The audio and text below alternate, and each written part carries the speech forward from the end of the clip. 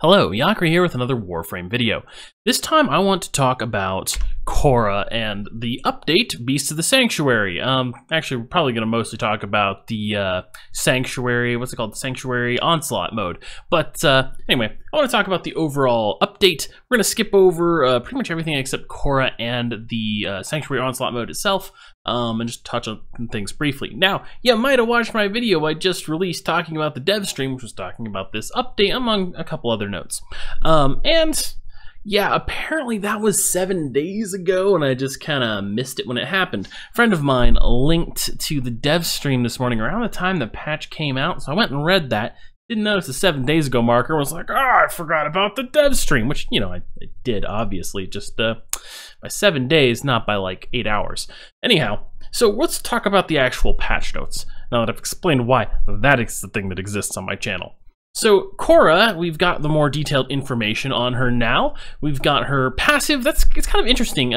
Increased armor for each pet in range. So it's going to be an actual useful passive, unlike a lot of the other passives, since she does have her Kavat she can summon. Presumably the Kavat counts as one of the pets in range, in addition to the pet you have equipped. If that is the case, then this is not a terrible ability, since you get 2 charges of it baseline. I'm not sure how much the armor increase is. I'll do an actual showcase of Korra in a little bit. Now, her 1 is pretty much what I talked about in the other video, which is to say it's just an AoE damage ability. Deals pretty decent damage from what we saw in the dev stream. I haven't tested it in game, any of this in-game yet, of course. But, you know, pretty good. Kind of similar to Atlas's 1, right? Let's see. Ensnare, her 2, yeah. Binds a target and then it sucks other targets to it. Kind of like Nidus's 2, but it is slower, right? It doesn't suck everyone in at once. It chains up one guy, and then other guys are sucked to that guy over time. It seems quite good, and your 1 deals extra damage if you've already ensnared people with Ensnare.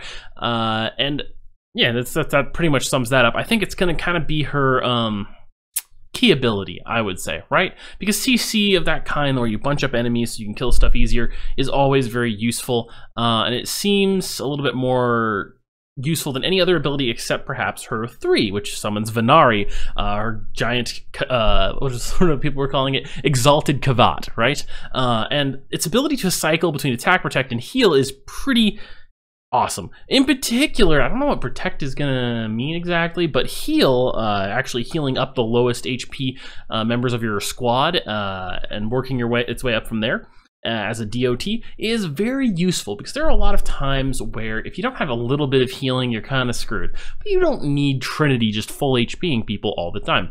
And the Kavat means that you don't really have to put a lot of effort into doing it, right? It just happens.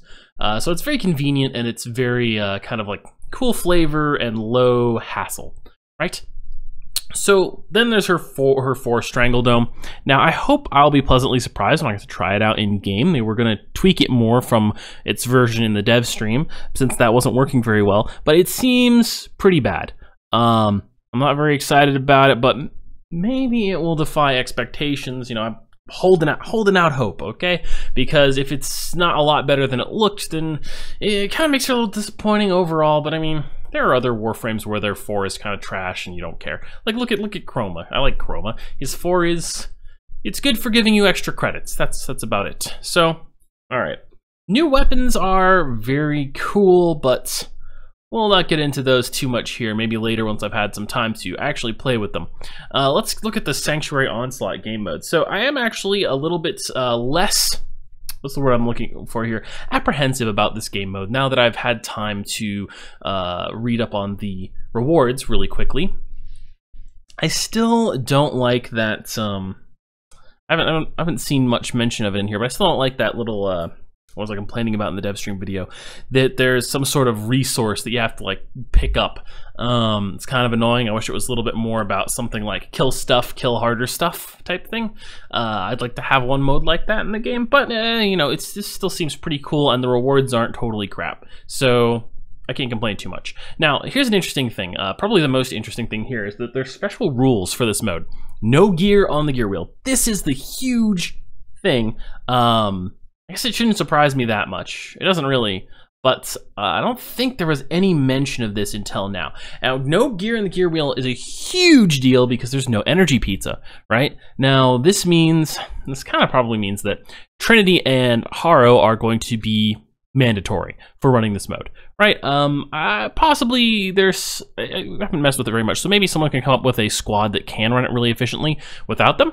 However, probably there's some other Warframe that you want to abuse the ability of to kill everything really quickly and efficiently. And that Warframe is going to need support from a Warframe that can grant energy. Otherwise, you're going to run into problems without energy pizza, right? Now, there are some Warframes that can deal with this. They're either very efficient, or they make really good use of rage, or they can get just well, I guess that still falls as really efficient. They can get, I was gonna say they can get just enough energy from weapons and passives. Now, the other way would be arcanes, right? So possibly one option would be that you could evade using Trinity and Haro simply by having Arcane Energize maxed out, right? Maybe 2 copies of it. They do stack. And if everyone in your party has that, then you're going to be able to do very well in this with unconventional builds. Now, unfortunately, this probably is going to make the demand for the more expensive arcanes even higher and help keep them at fairly high prices. They've come down, of course, with the Eidolon changes, but they're going to be fairly pricey. So only rank 30 Warframes can compete in the Sanctuary. That makes a little more sense in this mode than it does in the sorties, I have to say, assuming that this is as hard as I would expect. Oh, and this is also only for the weekly hard mode, I believe. Yeah. So let's see.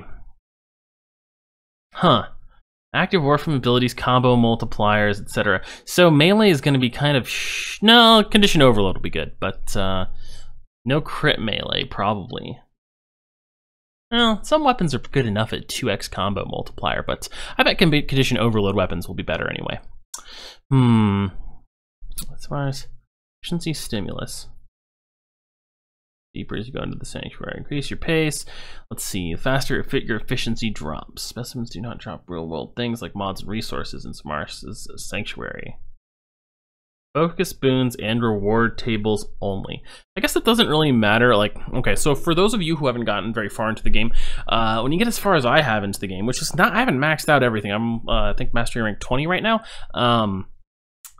Resources kind of stop mattering, right? Like, I don't give a fuck about resources. I end up getting everything I need, except for Argon Crystals, of course, over time, just from passively playing the game. There's a little bit of effort required to get Oxium and Alertium from time to time, but resources, no one gives a shit, right? It doesn't really matter. Now that they've changed how the index works, credits, no one gives a shit.